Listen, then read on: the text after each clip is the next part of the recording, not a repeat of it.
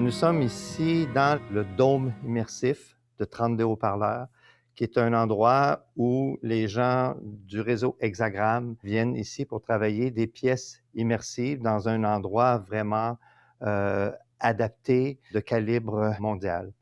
Le dôme permet d'avoir une relation immersive continue sur 180 degrés. Il n'y a pas d'arrière, il n'y a pas de devant.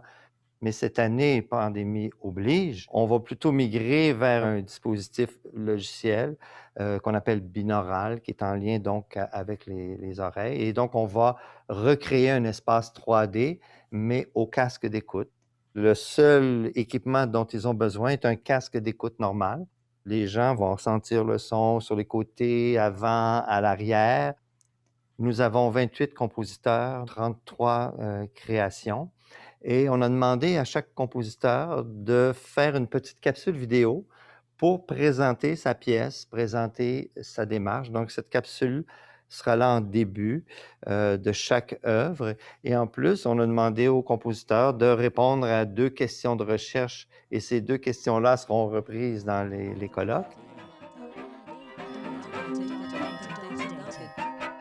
Two Minutes from Home est une pièce d'un collectif australien qui s'appelle Decibel Ensemble face à la pandémie. Ils ont décidé de faire une série de 20 capsules de 2 minutes de 20 compositeurs différents en utilisant un logiciel qui permet d'allier justement visuel et sonore. Et donc, il y a différentes expériences et cette succession de petites capsules de 2 minutes est vraiment très belle et très surprenante en termes d'expérience. 2 minutes, c'est un format qui a une certaine perfection et qui permet d'atteindre quelque chose d'assez essentiel. Probablement que ça a placé les compositeurs aussi devant une obligation d'aller à l'essentiel.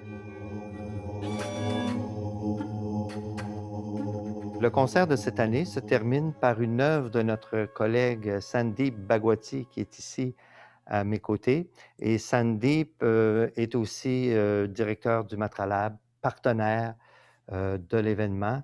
Donc, Sandeep, je te laisse le soin de nous présenter ta pièce qui est, je crois, sera une première. Oui, merci, Simon-Pierre. Ce sera une première. Cette pièce est une pièce vidéo avec 9 musiciens qui ont reçu de moi une partition secrète et un plan de tournage. On m'a envoyé toutes les petites séquences vidéo que je montais. Et cette pièce dure 20 minutes et s'appelle Virlai Chakra. Virlai, c'est une forme répétitive de musique médiévale.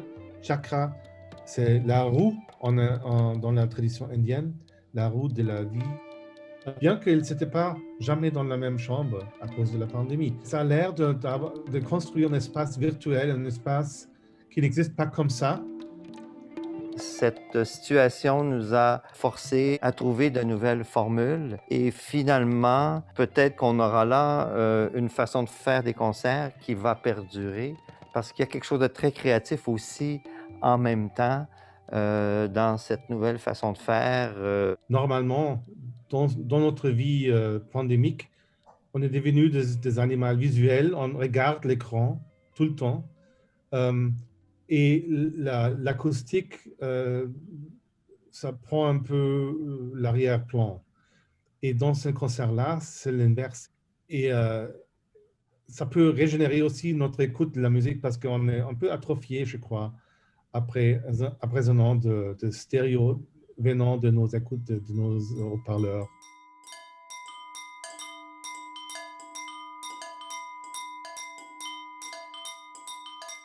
Le colloque Musical Diversity After the Pandemic, qui sera tenu en anglais et parfois en français aussi, est un colloque qui s'interroge sur la vie musicale après la pandémie. On sait qu'on ne va pas retourner à l'état comme il était avant. Et de toute manière, le paysage de la musique est en pleine transformation. On travaille sur la diversité de styles, diversité de traditions, diversité de genres.